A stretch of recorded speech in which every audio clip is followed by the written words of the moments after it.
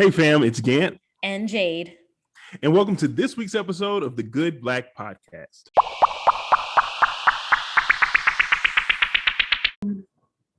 So let's catch up. It has definitely been a while. It has been a while. What's going on? What's been going on? What's new? All the things.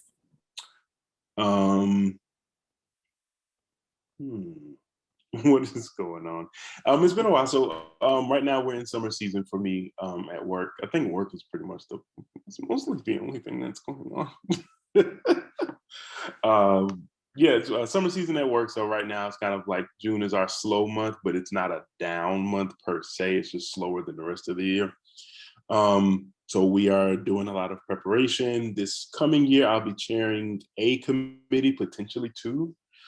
So that's a new development at work for me. I'm kind of excited about it. I don't think I've gotten to process it a lot.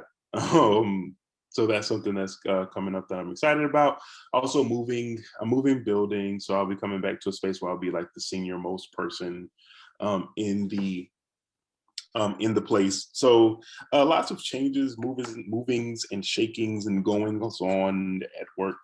But I'm excited about it. I feel like I get an opportunity to kind of like craft the year that I'm looking for. And I feel like in general, that's kind of been the theme of my 2021 is trying to push myself into crafting the things that I desire for my life and not necessarily just letting life happen to me. So I'm still working on that because I know I got a long way to go with this body and this money, but I'm trying. I'm putting in the effort, So hopefully in 3 years from now, like I'll be in a much different place, if not location-wise.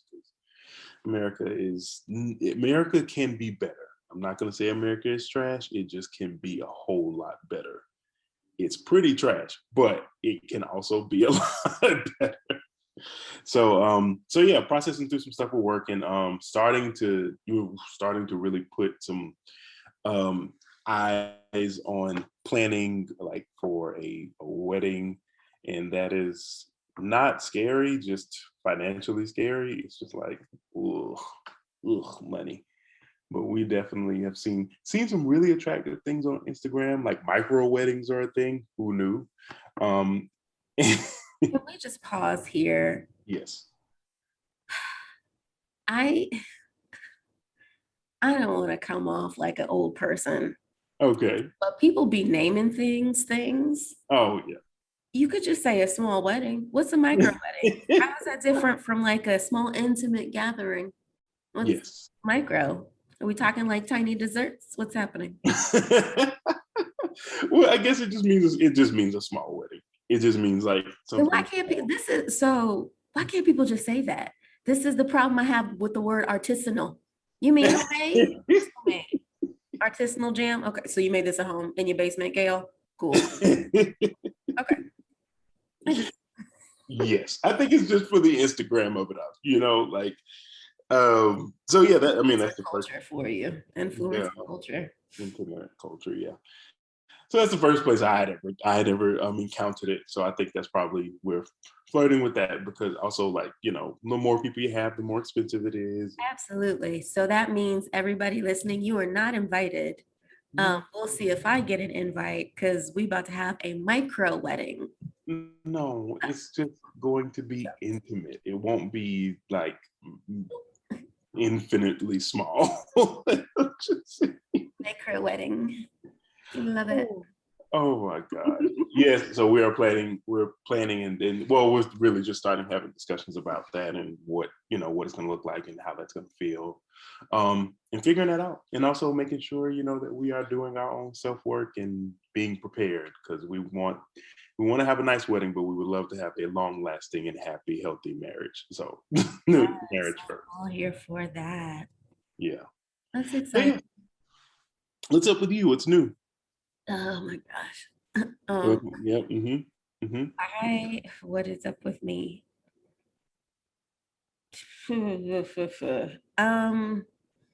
Work stuff and like transitioning there because I'm building out a team and a work stream that has never been before, before this fiscal year. This has never been a thing fully and formally. So transitioning and just working with that and reconciling with some of my feelings about my management style in the past, my management and leadership style in the past, and how I show up versus how I showed up in the past versus how I want to show up now, and just being really intentional. And fighting some of those excuse me, inner dialogues about that. When it comes to my doula work, so the last time we talked was in May. So all of my April and May babies came in 2 weeks. So May was pretty clear. Just had, postpartum follow-up visits. And then I had 2 clients scheduled for June. And so working with them, having their prenatal visits, conversations, helping them plan all the things, all the logistics. And so those babies decided to come on the same weekend. And so now the rest of my June is clear. And I was already taking off for July, August, and September. Like coming into this year, I knew I wanted to have 3 months off for some other things that I wanted to like make space for in my life. But since those babies came, one of them came on time, one of them came early, a little early. Yeah, starting my vacation or my break earlier, and just doing postpartum follow-ups with them. So, not having to be on call is great. And now we're turning our attention to supporting the transition, and helping them show up as parents in the way that they would like to. So it's been interesting. And then, outside of that, just trying to not let these folks that live around and or near me drive me crazy. Please don't let them do. Not let these folks in these grocery stores and other venues make me think that we didn't just come out of / we're still in a pandemic. Still in one. Still in one. Because to see some people, to hear them tell it, what pandemic? What panorama? Well, I mean, what Panasonic? Lockdown? What you talking about? No, that didn't happen. No.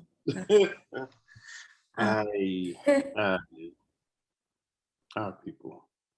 But yeah, so just making space for,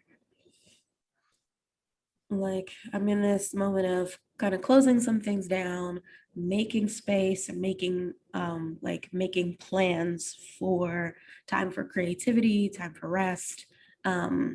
I've got some exciting things that I'm lining up for my business as far as expanding some things. And so with the 3 months off, I'll have, bandwidth to dedicate to that. And I don't have to worry about having to rush to a birth. That's been the biggest thing. Yeah, those have been the biggest things. And then just hanging out with my partner. Galveston, Texas. Origin. So for Juneteenth, do you want to talk about the origins? Do you want to talk about where we're at now? Or do you just want to talk about what we're doing today? I think all of those are acceptable and valid. Yeah. So I mean, I feel like the origin, we can kind of like skim off the top of it and just kind of be like, hey, this is this is a a celebration commemorating African American freedom. The last set of people, enslaved people, hearing about the freedom of slaves in America. Because per usual, information is systematically withheld from us. So Absolutely. Par for the course. I mean, hey, how else would they start off freedom? Right. And so here's the thing. And you can use this if you want to cut this to put in front of the actual episode. Yeah. If I were to ever become a sketch comedy writer, or even do stand-up, I feel like I'd have so much material. Because one of the things that I think about, like when I remember first hearing about Juneteenth, because I'm not new to this, but I am new to celebrating. So thinking about when I first heard about Juneteenth and then fast forwarding to now in my adult brain and how it processes information, I I just think of like white people on their plantations, like, oh man, we gotta let them go. Well, maybe if we don't say anything, they can just maybe they just won't know. And then they're like, oh, if you don't say anything, I won't say anything. And so it's just this, they're just waiting. And then all of a sudden it's like the slaves are like, wait a minute. Something's different here. Less of us. What? So Hoodwinked. I hoodwinked. wonder, was it the whole city of Galveston who didn't know, or was it just like a couple of plantations? I don't think it, like, if it had just been a couple of plantations, I don't know if that was, we need to look into that. Like the entire region would have to kind of Yeah, be in on it. Like, let's just not say anything. Maybe they'll keep working. That's a massa.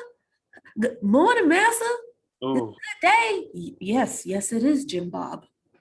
Oh. The cringe. Oh. Right. Oh, massa, I heard we was free. Oh, well, who'd you hear that from? Who said that? Is you reading? Right. Is you reading? I mean, it's not illegal for you anymore, but you get one for the hand. Yeah.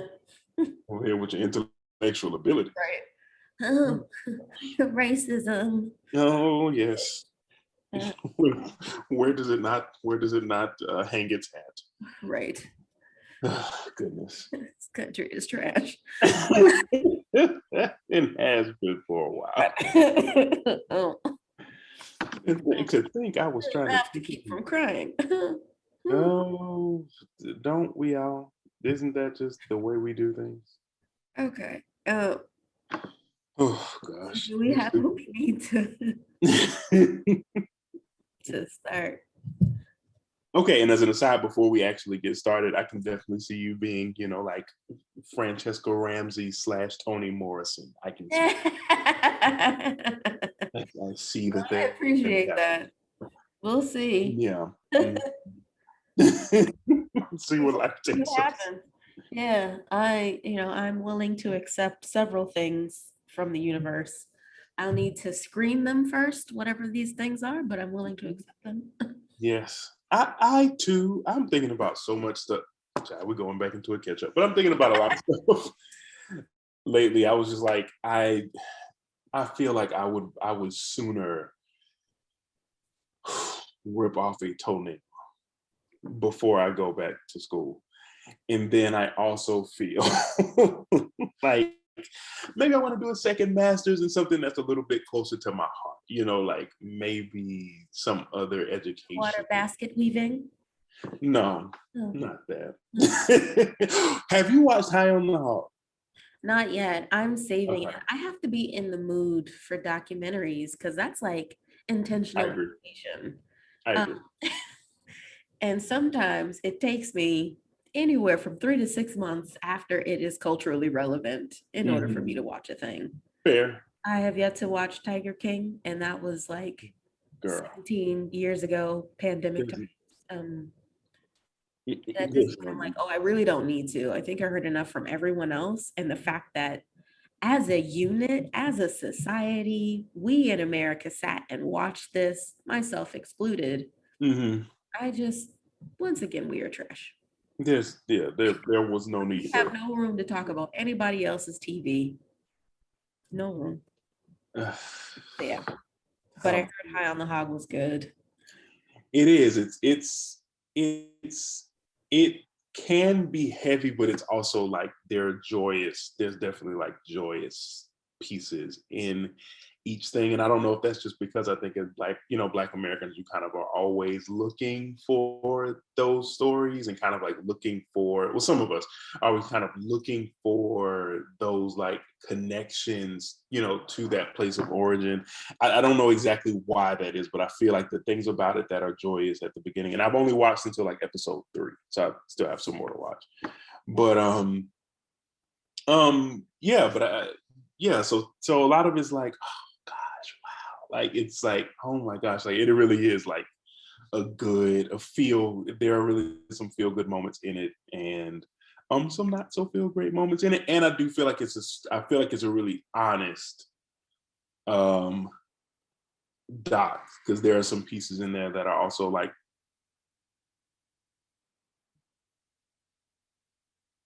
it's the ice machine. There are also some pieces in there that are not like, they're not necessarily the story that we always tell, depending on where your sources are.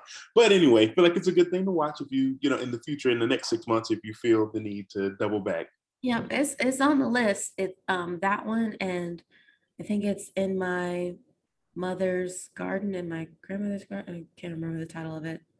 I feel like I've heard something in the adjacent space. That is also on my list, and I actually sat in on a conversation at work with, I think, the director of the film, just the filmmaker in general, for that one. Ashe. Okay, one last catch-up thing. Okay. Totally forgot about it.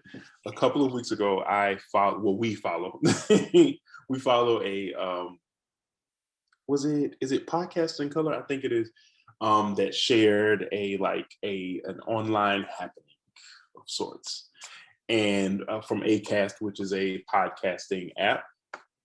And it was like a free sign up thing, whatever. I'm like, oh, okay, cool. Like I'll go and listen and learn what I can about podcasts and like promoting and all that stuff. And the first session, there were 4 women who are women identifying people who are podcasters. Women, right? That's women is fine. Okay.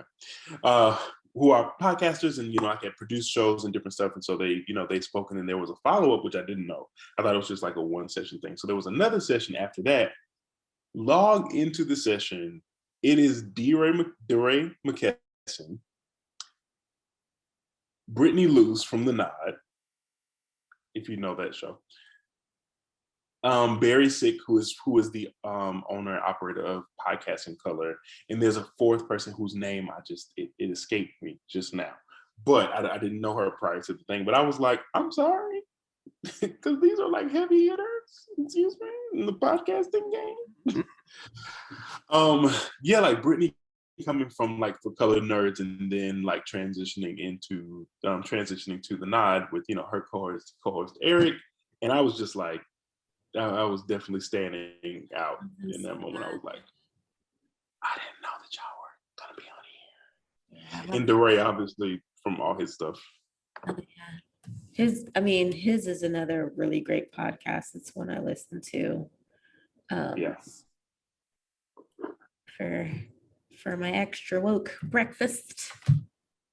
Yeah, that's only on certain weeks. I pod save the people. I love it. And I have to be like, I think the last thing I listened to was when they talked about why they were pulling the plug, or why they never enacted the whole Harriet Tubman being on the $20 bill thing. Mm-hmm. So it's been a little while.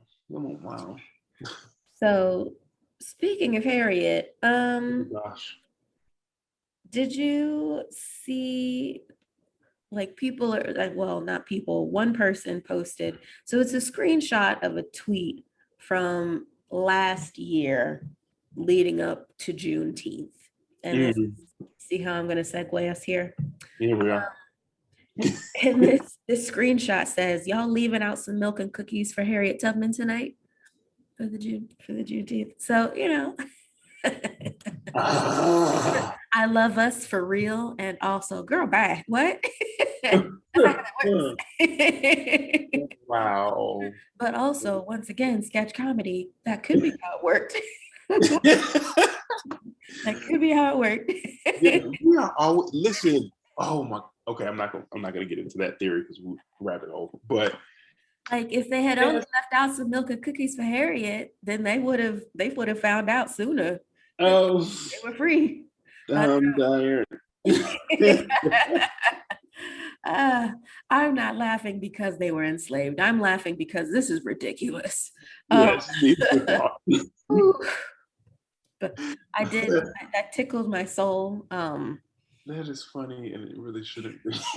It's very immature. And also I appreciated that.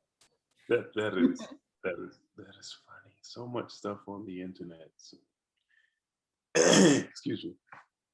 Okay, so so happy Juneteenth. Happy Juneteenth. Happy Yeah, so you Liberation Day. absolutely, you're hearing this a little bit late, but we are recording on Juneteenth. Right, we're not supposed to be though. Is that a part of this conversation? We're supposed to be off. We're supposed to be resting. We're supposed to be, capitalism don't rest. participating in the joys of today. Yes, and I am developing my Blackness. So next year on June, right, we won't be doing this. we won't be We'll doing still it. celebrate. We will still commemorate. We will still shout it out, and also we will not be recording on the actual day. Yes, we, I feel like Diddy. Like it's been a long time. Yeah, no, we couldn't have pushed this another week. Yeah, my apologies to everyone for letting my life get a little hectic and be like, oh, yes, I guess I am still a podcaster. Oh, we haven't done that in a while. Guess we should record another one of these episodes. And a doula, and a director. Yeah. And creating a department. It's a lot. It's a lot. I looked up and I was like, it sure is June, huh? The last one we did was Mother's Day. Oh, and right in time for Father's Day. Right in time for Father's Day. And look at that, a segue. Look at that. Segue. If nothing else.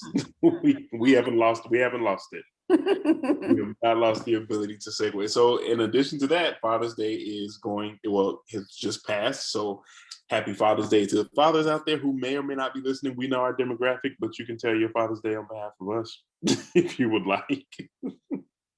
So shout out to the fathers. I will say, I've seen a lot more fatherhood focused content from Black men.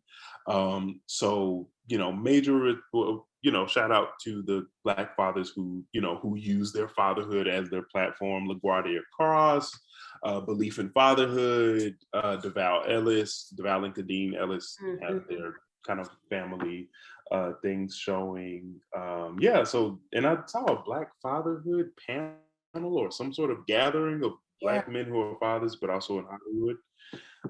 So shout out to them doing the good fathering thing and making it cool to be a dad. Yeah, and I mean, really changing the narrative. I don't know if everyone needed to see that intentional shift and people using their platform to speak out on behalf of other dads and just waving the flag like, no, we're here, we've been here. So yeah, not everybody needed to see that because we already knew, but you're doing really great work for the people who continue to think that Black fathers are not around. That is a trope, that is a stereotype that I really hope that we can put to bed within my lifetime. Because it's not true. Yeah. It's not true. And I'm gonna try very hard not to get on my soapbox here. This is what we do. This is the soapbox. One of the things about that stereotype is the fact that for people to be able to say that, are you really looking at, some of the reasons why Black fathers aren't in their child's lives? Mm-hmm. And we gonna point some fingers at the systemic racism that runs rampant in this country and forcibly removes Black fathers from their children's life. So I don't know if you ever heard this saying, or I cannot remember where I first heard this, but someone was saying, you make fun of us you lock our daddies up, you kill our daddies, and then you make fun of us for not having them. Yeah.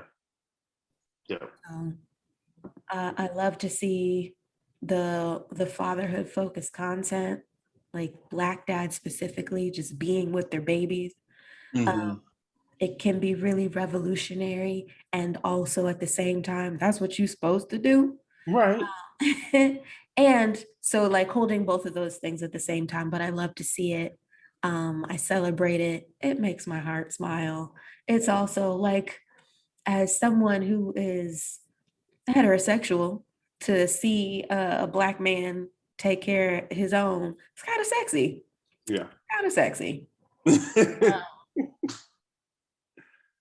But I know you don't do it for that. But just keep that in mind. Keep that in mind, y'all.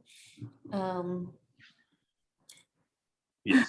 But yeah, shout out to all the fathers out there. And I was up texting with my dad last night or the night before about some darn potato salad. Of course. And I mean, that is one thing that I need to figure out. Like, mine never tastes like his. I don't know what it is. And I hate that. Yeah. I hate that for me. Yeah. And he's like, oh yeah, just do the thing and the thing and the thing. Well, Daddy, can you just come here and do it? Because it doesn't do what I need it to do to be like. Translate. But thanks, homie. Thanks for the tips. Whatever they may be. Whatever. Yeah, I need to work on that too. Like just cooking and making our parents' dishes. Like I feel like I've almost got the macaroni and cheese down. Like I'm very close. Very, very close. And so I need to actually practice it again. Yeah. But I'm never going to attempt to bake like my mama does. Anywho's. And I always joke with my dad, anytime I go home to be with him, it's like, all right, now it is Jade Family Tradition Training Week. Are you ready, Professor, to pass down some wisdom? I'm ready to receive. I know, that's real. Yeah, next time I go home. Your wisdom in all of your ways. Like my dad is like Daniel Boone, and he'd be out here in the woods and stuff, and he can take care of himself with a pot. I need to know these things.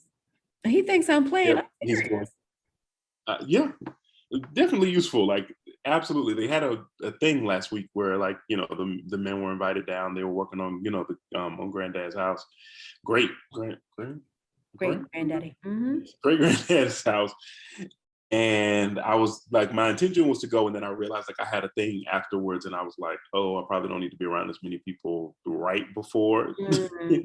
Right before. So I was like, okay, well, let me know if y'all have another project coming up like in the next couple of weeks. I mean, they probably will. They're always tinkering on something. Yeah.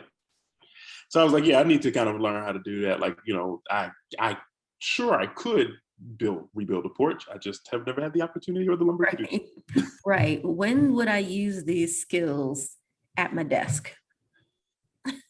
Listen, at the desk, you know what? I'm a nomad at heart though, Jay. Like I'm gonna probably at some point in my life like live at the foothills of a mountain and have to build my own porch. Like I just feel I will spend some point in my time doing that. So this is going to be useful information. It will be. No, not saying it's not useful. But yeah, in my current, I don't need it as much. But like me channeling my dad, I had to get. I'm not going to go into the story. I had to channel my dad to make a thing happen. I was like, what would he do to get this outcome that I am looking for? And I achieved what I needed to achieve. It got done. Got done. But yeah, like when I tell you this man can take care of himself with a pocket knife, I seen it in action. Last time I went to be with him, we put some raccoon traps out, and then, got said raccoons from the traps. And then he skinned the raccoon with a pocket knife. I said, what kind of pocket knife is this? Where can I get one? You just have this in your pocket at all times and you're good? Okay, cool. So yeah, like what? Start to finish, one fell swoop. No, it was one piece. Yeah, I've witnessed. Oh, okay. That was my first time. I said, oh, okay, cool. I've witnessed. I'm like, and I want to say it was like maybe 10 minutes. Maybe that's being super generous. What kind of magic are you wielding, man?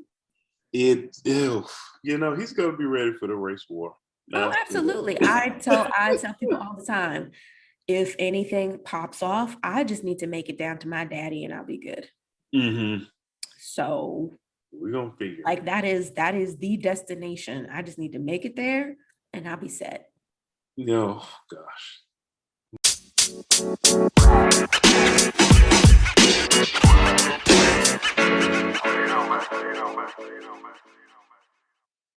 All right. So this week's Family Feud, we are going to talk a little bit about generational messaging and values around money and deriving pleasure. So that is a complicated way to say. We're going to talk about how we learn to deal with money and how we learn to take care of ourselves, probably in a more fun and exciting way. So vacations and that sort of thing. Like, what are our attitudes towards that? So like, just in general, what are some things that you feel like you got from money and values from your family? Um, what are the things? Money and value. Well, what I will say is that actually, no, I'm not going to say that out loud. And that's okay. What I will say is I remember at one point growing up and thinking that my family did not have a lot of money. Mm. Um, and then, conversations later on in life, and then, my adult brain eventually kicking in, I realized, it's not like we were out here balling, Right. but our circumstances were not what I thought they were with my childhood eyes. And what I was seeing was my parents being diligent and determined. And what's the other word? Diligent, determined. There's another, committed to saving. Mm. And so, when they would say we can't do that, it wasn't necessarily because we didn't have the funds, although sometimes maybe that was the case just because of how our household was set up. But it was more around the fact that, and this is something that I eventually learned to embody. Like, I'm saying I can't do that. I don't got it, because I'm not dipping into my savings in order to do that. And so there was a good amount of that. So I'm not going to sit here and say that, I have been living that value the entire time that I've had money or had a relationship to money, because that's not the case. I've made some mistakes. Mm-hmm. Like living beyond my means or attempting to, usually because I'm trying to, seek the love of another. Anyway, that's another episode. That's okay. Yeah. And I got a credit card after, a few conversations with my mom, especially. And she's like, don't get a credit card. Like, they're just going to gouge you. Mm. Whatever you need, we got it. But I'm still in that mindset of, well, do we have it? Because I feel like I'm still kind of thinking that we are not set up in the way, like we're just not set up in that way. Mm-hmm. And like now that I think about it, I'm like, did I think that we didn't have a lot of money because we were Black? And that was the messaging that I was getting about other Black people. Like, as a community, we just don't have a lot of money. I don't know. I'll unpack that some other time. Yeah. But so yeah, I did things like I got a credit card, even though I remember, and her saying this came to mind when I was signing the paperwork. Don't get a credit card. Don't get a credit card in college. And what did I do? Got a credit card in college, and I paid for that. Like, I paid for that, and have taken some hits along the way just because of that decision. And so eventually moving into the space where I could do credit rebuild and like now I'm very much in a stable place, but yeah. So those were two values, two lessons from my parents. What else? I mean, learned how to write a check. I remember as a kid, I would draw checks like Yeah. start to finish with like the date and the signature line. And then I would create a whole book of them myself, like drawing a whole book of them myself. They had a good kid because I used to keep myself busy. So pat on the back to me. But I would, create a whole book of checks and then I would write checks. So as my parents are, paying their bills, I'd like write my little fake checks too. Um, Pay to the order. Ugh. right. So, I learned things like that pretty early on and like pay, like if nothing else, try and pay your bills. So I've always been good about, for the most part, I've always been good about that. And then another thing that I learned, but didn't necessarily embody right away, just because I couldn't, it's hard to save when you truly don't have it to save. Um, but, pay yourself first. And so now that I'm in a place where I can do that and have been in a place where I can do that, like one of the first things that I do is take off the top and this goes into another account. Like I do one thing I learned about myself, I can't see this money. It needs to go into another account. Yeah. Or else I'm going to be like, oh, well, I have it. I can do this. I got it. No, Jay, you don't have it because it is not in your main account. So that's how I've kind of updated it or reworked, that lesson or that value from my parents to make it work for me. But yeah, I'll think of some other things. But what about you? I would say for me, we didn't really have a lot of conversations around around money and values, and I feel like that was definitely to my detriment. I wish that we had had more candid conversations about that. I kind of always knew that we just didn't have a lot of money, but never knew like the specifics and the ins and outs of what money management was. So I kind of just picked up my own lessons, like as things went on.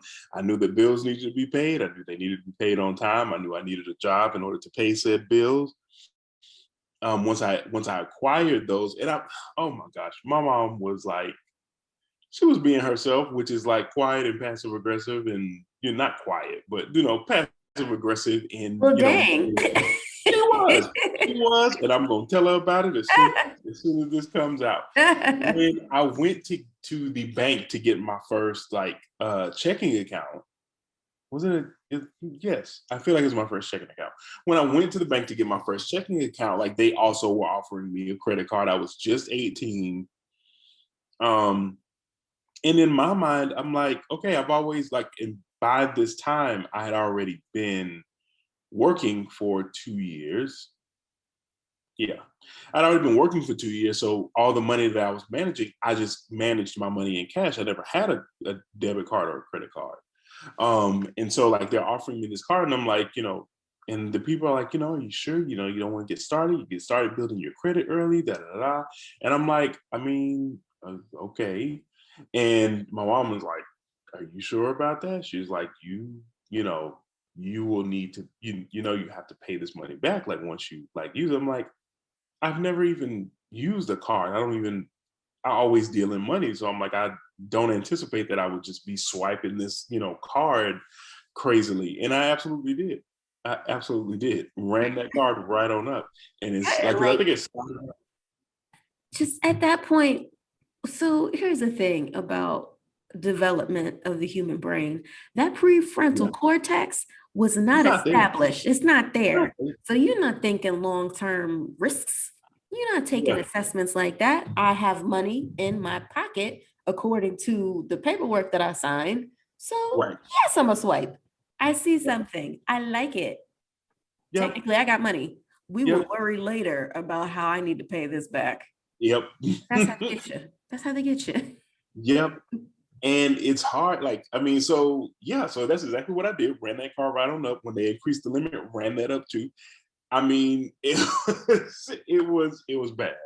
And then I just did not have the money to be able to pay that back. And so It just was, that again, a mistake, a really big mistake. I think, if anything, I wish she had just been like, no, you're not getting a credit card. You came for a debit card. Let's move on. Yeah. And I probably wouldn't have understood it then, but it would have been something definitely in the long run that would have served me better. I would have appreciated you, girl, just being like, nah, you're not doing that.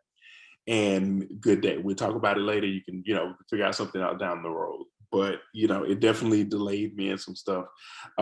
So yeah, and I think right now I'm really being strict with myself now in really trying to be intentional about my knowledge, what I do know about money and the management thereof, and just trying to do a better job at, managing my money in a way that'll serve me down the road or, down the line. I wish we didn't have to have such a specific relationship with money because but not having one, it really does cripple you. Like if you don't, I don't want to say cripple, that's probably not the best word, but it does, It doesn't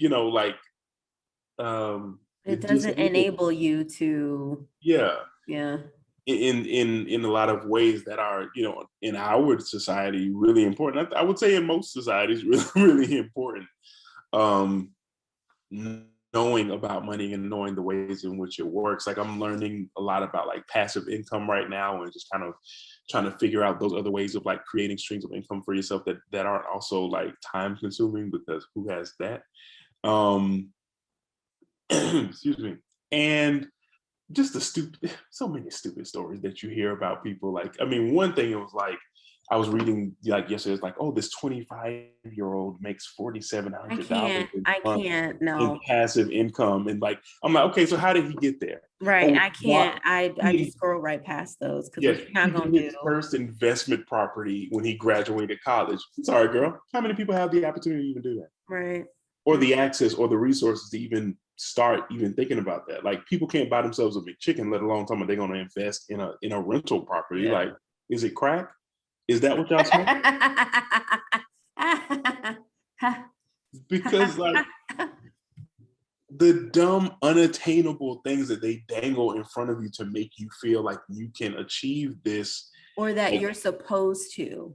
Like there's a very specific set of circumstances that some of these people in these stories are working with. Like, did you walk out of school with zero debt?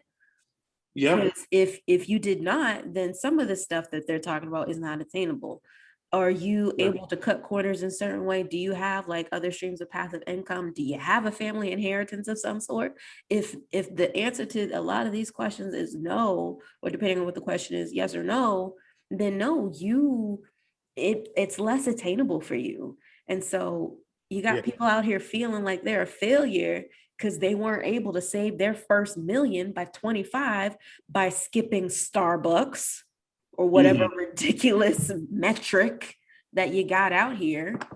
I'm sorry. Go ahead.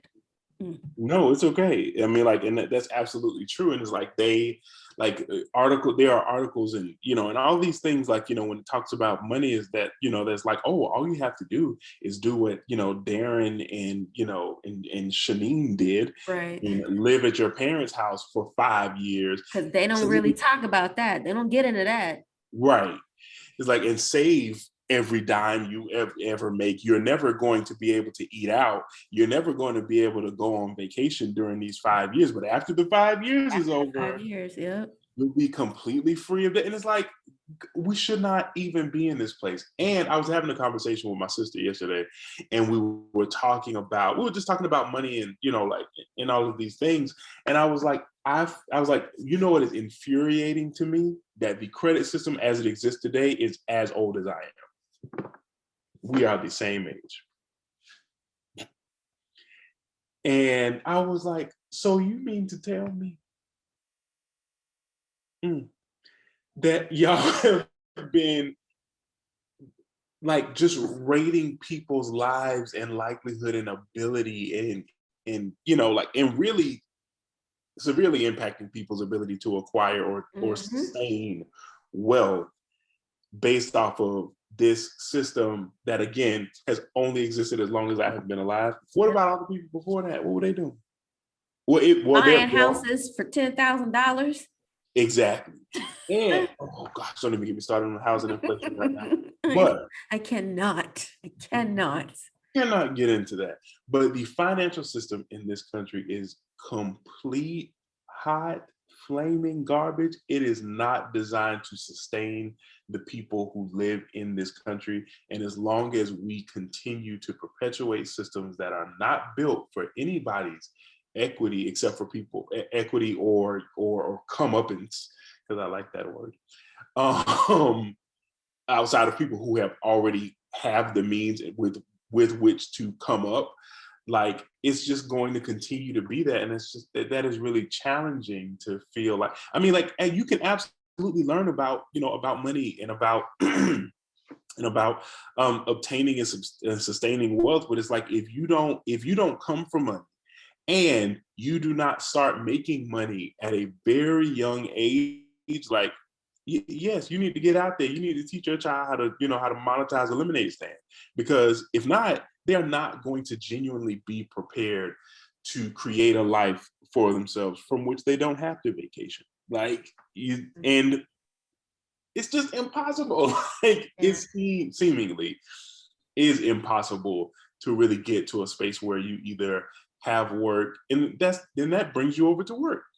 Because it's like you will never be able to genuinely have a job that like that is really what you love to do and like taps into your passions. Like you have to kind of do something that helps make you shrewd and makes you like that is able to also make you wealthy. Because if you're not wealthy, then what kind of life are you having? And it's like you can have a good life. You absolutely can have a good life. I'm very happy. I'm just not wealthy. And if I were wealthy, it would probably impact my ability to do other things that make me happy in a very different way. Yeah. But yeah, kind of. Yes, I got way off track. You're fine, but continuing to touch on the fact that conversations like this, modeling whatever your family's values are around money, and we'll get into the pleasure piece or deriving pleasures piece in a second, at an early age for your child is important. Because one of the other things that I'm now remembering is I've had a savings account since I was in elementary school. And that happened to be something that my school actually, I want to say it was a school that they had some little program to teach people, about the process of saving. So my parents signed me up for the thing. I remember that there will be certain days where my dad would give me my little money, and my next thing to do with it was, we're taking this to school so that you can then deposit it at the school little thing. And so you're learning how to write out deposit slips and get the receipts and everything like that. And I vividly remember that was a thing for us. And so even as early as elementary school, I do not know what specific grade, but as early as elementary school, you can start to teach children about money. Yeah. It's a concept that they will understand, like the basics of. And if you don't believe me, just think about the last time that a child like either showed you their monies, their dollars, or asked you for some. Yeah. And so, yeah, it can start from a young age. Now, not to say, because I feel like sometimes I'm an example of this, not to say that everything that you teach them is going to stick, or that right away, like out the gate, once they have control over their own money a little bit, like it's going to be smooth sailing. People will still make mistakes because, once again, prefrontal cortex out the window. Right. But at least you can start to build a healthy relationship with money, because I think ultimately that's what people can strive for, like healthy relationships with everything that we encounter, but money included, because it does impact a lot of things, and credit impacts so many facets that we don't even think about, and just can really put a stop to how we are able to, or how fast we're able to progress in certain areas.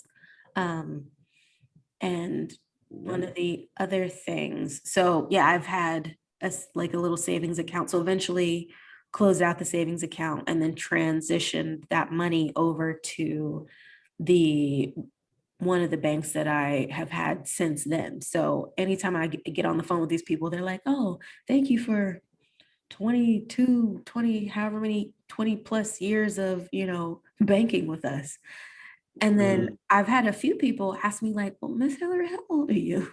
Oh, last name. Yeah, how old are you? Like, you've been with us for a while. Yeah, because my parents started me out early. And so I've been banking with y'all since I was a child, Yeah. which is why I like y'all, which is why I'm gonna stay. But yeah, so even small things like that, and getting them into the process of like maybe they can't write out the entire deposit slip, but the act of depositing money and talking with them through that. So just thinking about that. Mm. And so I'm gonna kind of transition us into like in terms of money and pleasure and what that looks like. Yeah, just what, if any, conversations or values are coming to mind for you as far as money and its relationship to deriving pleasures in your life. Mm.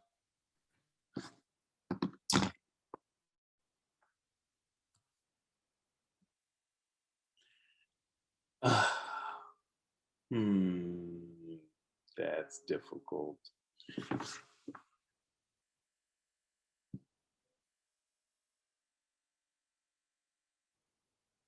And on unlearning, right?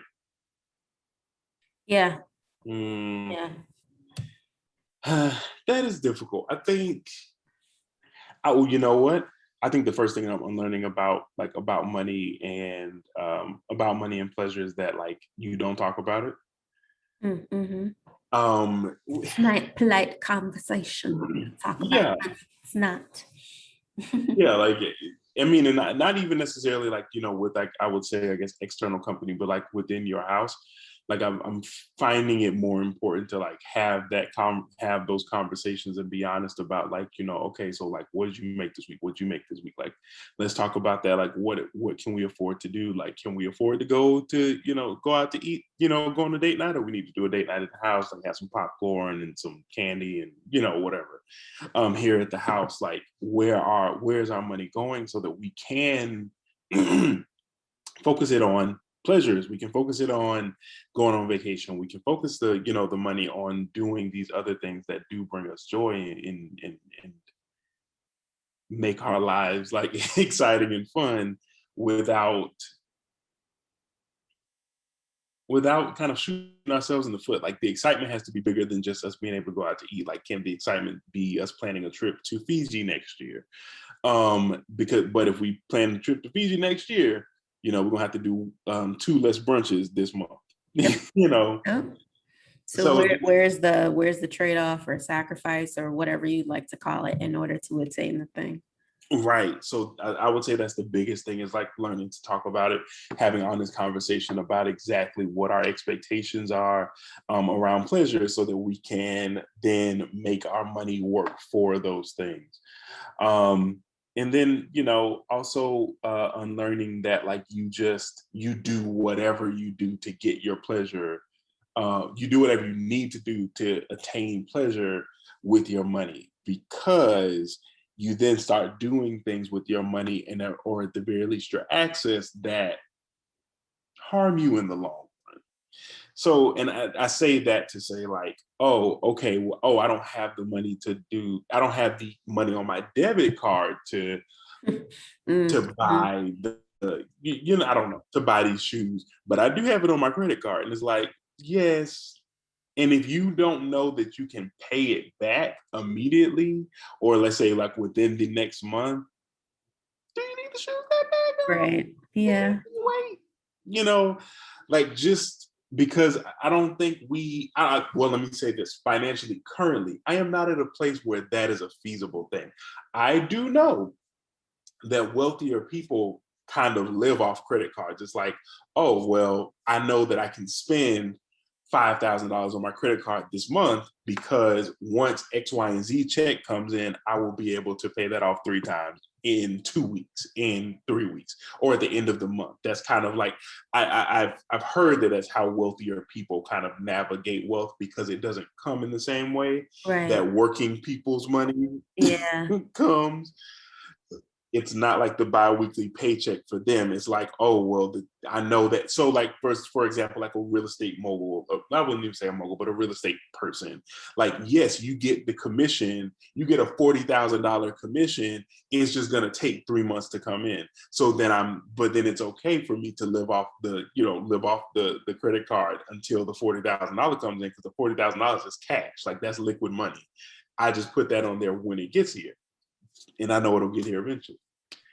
The other thing with that though, and I'm learning more about this from my partner, and God bless him for sitting down and having conversations with me to explain these concepts, because sometimes I am still very much a person who needs like concrete things, and so we might need to sit down and like write this out, or you need to draw some stuff for me because it's not hitting on what you needed to hit on as far as my understanding. But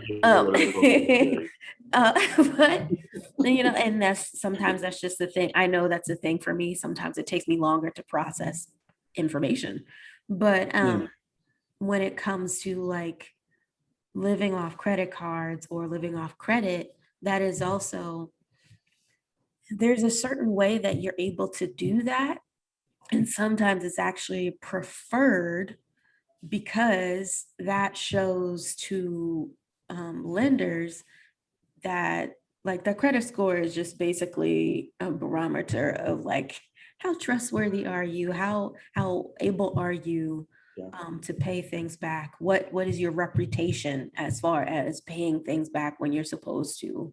When you say you owe people. And so, yeah, there are certain situations, certain circumstances where it's actually like better to use credit than cash, because you want to signal or point to the fact that, oh, we're good over here. Like, continue to give me more money because look, I'm able to turn it back around and you don't even have to worry. So like maybe one day we can get him on the podcast to talk more about that. I would love to learn, because the way he explains it, like I think he's a genius anyway, but the way he explains it is like really able to get into it. And like financial literacy is one of the things that he's passionate about, especially for our people. Yeah. And that was one of the things that attracted me to him when I first met him. So, Well, I would certainly like to have him on the podcast, because maybe. We'll see. I'll ask. I'll beg. Yes. I'm thinking guests for season 2. It's a little snippet for y'all, for the listeners, like, more guests for season 2. And I think that'll be a great topic for us to get into. I'm certainly trying to get me some financial advice for the free moment. So yeah, like I feel like for me, what I typically do with credit cards currently is like I'll use them for bigger purchases. So for example, my partner and I just purchased a bed, and so it was like, okay, I clearly don't have $2,000 to buy a bed, so I can, but that's something I'm comfortable using a credit card for.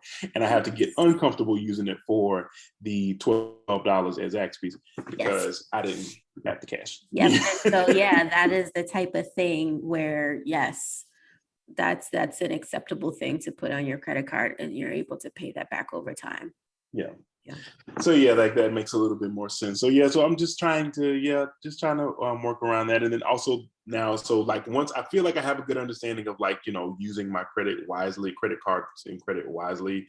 But now it's like, okay, now I also have to start thinking about how to use my liquid money wisely, because that's the stuff I actually have in hand, and it can be a good tool for me if I learn to be more, if I just learn to use it a little bit more with a little bit more finesse, I should say. And I also would like to make more money. So if y'all are hiring for housing things, call me. So yeah. So closing thoughts. What are your things to share with the listeners? just really quickly wanted to touch on, like, in terms of money and relationship to pleasure, some of the things that Mhm. still sit with me. Like, I think these are, to varying degrees, I've been holding these things more steady. Um, and then just depending on where I was at in my life, sometimes it was like a little bit too much. And then other times it's like, oh, you need to tighten up a little. But so when it comes to like deriving pleasure, using money, um, the fact that you can't take it with you, you can't Mhm. take it with you. So not to say that, to say that you should blow your money, and not to say that, wait, actually, let me clean that up, because that seems Okay. like a lot of double negatives. So I'm not saying that in an effort to say spend all your money now. I'm saying that, and how that was passed down to me, it was more of a, don't don't you don't have to constantly be in this life struggling. Like, you deserve even small pleasures. And so when opportunities present themselves, if you're able to, and you would like to spend some money on yourself, it's okay. You can't take it with you. Mhm. um and so, live today, and enjoy your life. Um, Yeah. and so, with that, enjoying your life, still be responsible. I think that also, um, yeah, still be responsible, because you got bills to pay. You may or may not have other folks to take care of, but you don't always have to deny yourself. Like I said, even if it's simple pleasures.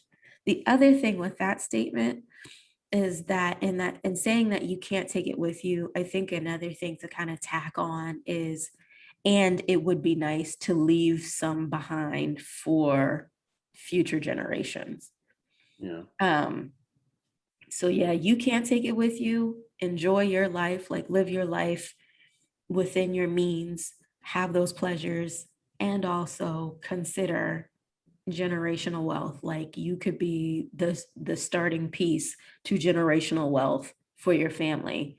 So that's another thing to consider, that isn't inherently baked into that statement. And if you were to just say, yeah, you can't take it with you, like, people might just be out here like, oh, well, ball out then. um Another thing that I learned from my parents, as far as like deriving pleasure and, means and money, if you don't have it, don't offer. So this is one where I would get a little more loosey goosey, and like, depending on the state of a relationship, I might be trying a little bit harder and offer things that I don't have. I don't do that no more. We've learned, we've You know, grown. She's we're an growing. adult now. Hey. Yeah. But yeah, if you don't have it, don't offer. And so I tell people, like, I do this because I want to. If I didn't have it, I wouldn't offer, because I can't give what I don't have. Um, and then one thing my mom says to me, which I appreciate this, like, if I have to change my lifestyle so you can have something, then we need to rethink this. Because I'm not Mhm. going to change my lifestyle for you to have a specific thing. Like, and so the specific thing, um, is usually things like bigger trips, or even like, not necessarily college, but in making the decision to go to college and what we could or could not pay for. As So actually, no, college is an example. So with this sentiment of, if I have to change my lifestyle, then we need to rethink some things. Mhm. If I had gone to an institution where it would have been nothing but loans, that also, that most likely would have impacted my mom in some way, or my parents, and no, my mom in some way. Um, and so if it's things like, I have to take a loan out in my name in order for you to do this, which then impacts me, and that, like, kind of just doesn't allow me to do certain things. Like, if I am not able to have my simple pleasures because I am constantly having to fix either mistakes or poor continually pour into something that you want, then we need to rethink how you can get the thing, and what that looks like. Or we need to rethink the option, or we need to we just need to do some rethinking. And I really appreciated that. And I'm not explaining it correctly, but I know what she would mean when she would say it. Hopefully it is coming across like I needed to, but like, yeah, if it causes a major obstruction in my life to where I'm not able to pay my rent, my bills, I, have to completely put myself on lockdown just so you as a grown adult or even as a baby adult can have a certain thing, then we need to go back to the drawing board on what this is, because there might be another way. We might need to look at some more options or whatever it might be. So yeah. So those are some final thoughts. I'm just wrapping that up for me. Yeah. I would say the same thing. I mean, like anybody who is, well, I would echo what you just said. And then I would also say, start having the conversations, like start talking about it, start actually developing your own theory and your own ideas around wealth and money, and and pleasures as well, like what you want those things to be, because like kind of flying through life by the seat of your pants, like doesn't allow you to plan, it doesn't allow you to develop, it doesn't allow you to get to get the things that you want and to develop the life that you want. So like start studying, start learning more about money. If you know for sure that you are like prone to being an investment tycoon, start seeing what those people are talking about. Like, if you know for sure that you're one of those people who want, desire to start a business, start seeing what kind of thoughts you need to, what kind of thoughts and financial habits you need to develop in order to be able to do that and be in that space successfully. If you are just the type of person who likes to take a vacation twice a year, figure out how people do that financially. Don't be afraid to get out there, find the information, find the knowledge, and then and apply it in the way that is most useful to you, and do stuff that's going to allow you to have what you want. You can always have what you want, you just have to figure out how. So thank you to my partner who taught me that. Once again, partners just be out here teaching people things.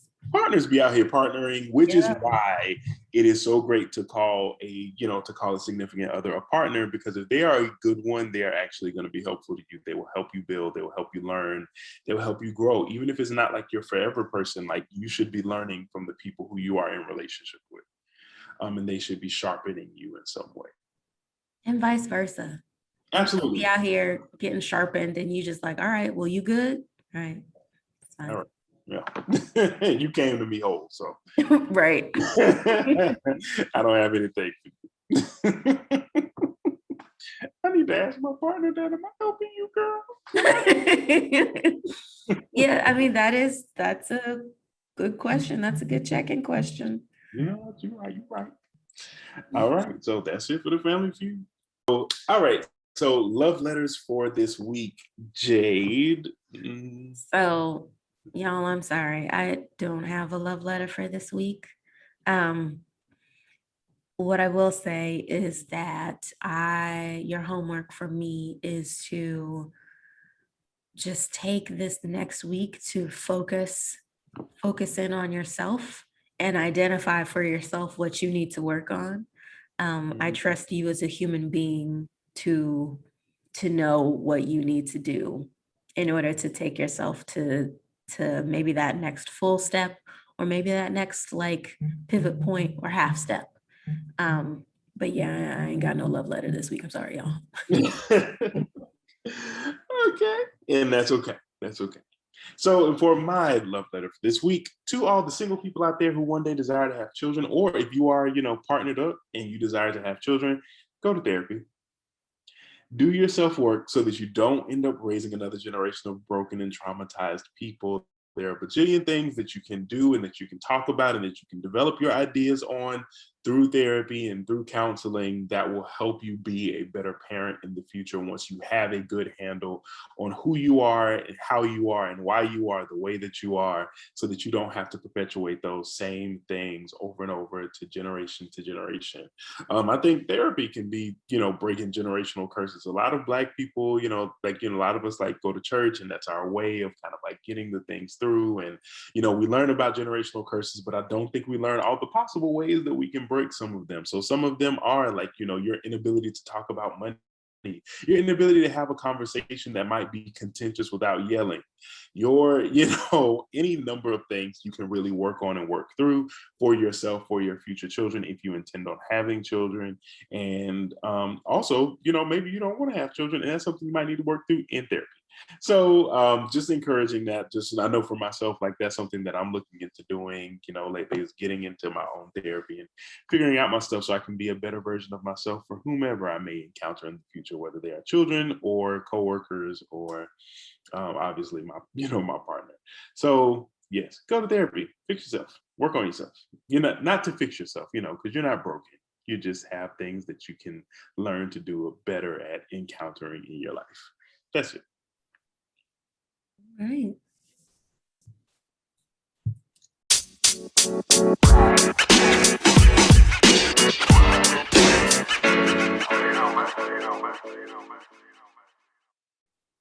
You gonna go? Oh yeah, okay, I'm sorry. All right, so my favorite cousin for this week is Brandy the Norwood. I feel like her fans give her the flowers, absolutely, but I feel like the world in general, they're sleeping. They're behind the 8 ball. Y'all still catching up, and I suppose that's okay. But Brandy, I just don't feel like she gets enough flowers. I don't feel like she gets enough love. Never Say Never still slaps. Still slaps. And don't even get me started on like Broken Hearted and Best Friend and Baby. Like all of those songs from the first album go off. They still go off. Okay? You new girls could never. All right. But also like Full Moon, an R&B standard. Like everybody references, like the people who sing, they always reference like that album and Brandy as being like, like that girl. She is the first Black celebrity to have a Barbie. Like, Mo to the E to the full stop. Like she's historic. She is an icon in my opinion. And she continuously gets better, like singing wise, like her vocals, in my opinion, they just keep getting better. The girl is killing it. I think her voice is changing, but I definitely think it is still like something that is like aged well. So in my opinion, you people owe Brandy a lot more than you're giving her. Oh, also, and she just put out this, like, she has like a Disney song now, which is like really dope. Really dope for her. So that's my favorite cousin for this week. I think she's that girl. I feel like we owe her a lot more than we give her. And she's annoying as a person. She's had some moments as a person that's like, because in this Instagram age, people like, I think now like people kind of like buy into the person. And I think she's had some steps in the past couple of years that have been like, oh girl, we don't need to know you as a person. I just need you to sing. But in total, like as an artist and as like, a person of cultural significance, I feel like we need to give her a couple more flowers. And so that's my favorite cousin for this week. Brandy, we love you. Okay. I feel like you have to give the whole critique. Now you got to give the good and the bad. Okay. Yep.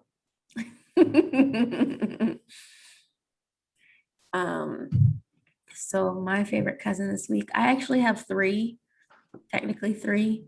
So the first one is Pride Month. And so all the LGBTQIA plus fam, all of my favorite cousins. I see you, I celebrate with you, I uplift you, and Pride is not just confined to June. It should be year long. Second cousin for this week that I want to shout out is to NPR's Tiny Desk, that Tiny Desk music series, all the Black ones. So all the Black artists that they've had Tiny Desks for, just the Black ones, for the culture. So y'all have brought me so much joy. I've rewatched certain ones. I've binge watched like all the Black artists, Black presenting artists that I could find in the Tiny Desk series. Some good music. I always forget how much I love live music until I hear it again. Or, when you strip away all the studio stuff and just what is the artist and the band that is with them, what's their interpretation of the song in this moment. I really enjoy that. And like NPR Tiny Desk is what introduced me to Tank and the Bangers, which Yes. I was slaps. wondering where you going to say it. Good. So good. I Ah. just a huge fan of them and have been since I, saw them on Tiny Desk. So I got to them a little late. I want to say maybe late 2018, maybe 2019 is when I learned about them, and they had won their round of the Tiny Desk concert. But that is good music. I thoroughly enjoy them. So yeah, shout out to Tiny Desk. And once again, all the Black ones, just the Black ones. We're only talking about the Black ones. So that's second favorite cousin for this week. And then my final favorite cousin for this week are my updated eyebrows. So for folks who don't know, who haven't seen me, my eyebrows look very amazing. And it is because I made the decision back in 2018 to get my first round of microblading and shading. And so that is a process where a skilled technician, in this case, it is Runway Brows, down in Newport News, Virginia, with Miss Paula. Skilled technician does very tiny hair-like strokes with the same type of machinery that you would see in a tattoo parlor. So, if you're wondering why my face looks so amazing, why my eyebrows always look so amazing, it is because I have the microblading. It's one of the best investments I have ever made, like when it comes to beauty things. Because it really frames my face. Like eyebrows can really do something for the face. And so I'm saying my updated brows because I went back. So I got my first round of microblading, that foundational piece 3 years ago, back in 2018. Yes, because that's how math works. And so I went back just last month to finally get a touch up. And so I'm feeling fresh. I'm feeling froggy. I'm about to leap. The brows are good. Into So this Juneteenth event. Each one of them, shout out to them for being a favorite cousin for me this week. I'm looking at my eyebrows because I'm like, okay, yeah. I got a little like new brows. Who this? I can't even talk to you. You see these? You're being my regular eyebrows. Runway Brows in Newport News, Virginia. They do some amazing work. And especially because that technician, like I said, her name is Paula, knows dark pigmented skin and knows how to work with that.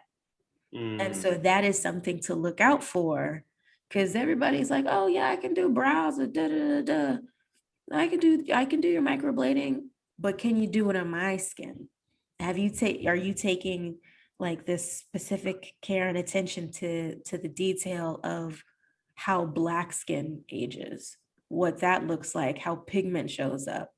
If not, you might need to call Paula. She might be willing to train you, but like those are the types of things to consider. So yeah, my my brows are just divine. Paula get you together. Well, I guess that is it for favorite cousin. So yes, that is all for favorite cousin, and we'll see y'all next time. Bye. We won't see y'all. Why do I say see y'all? We won't see y'all next time. Y'all will see us next time. We'll be in your ear holes next time. There we go. Hey fam, want to join in on the conversation? Have a topic suggestion? Send us your thoughts at goodblackpodcast@gmail.com. That's GOODBLACKPODCAST@gmail.com. To support us, make sure you like, subscribe, rate, leave us voice messages on Anchor, share, just do all the things across all your favorite platforms. Thank you for listening, and we'll see you next time on the Good Black Podcast.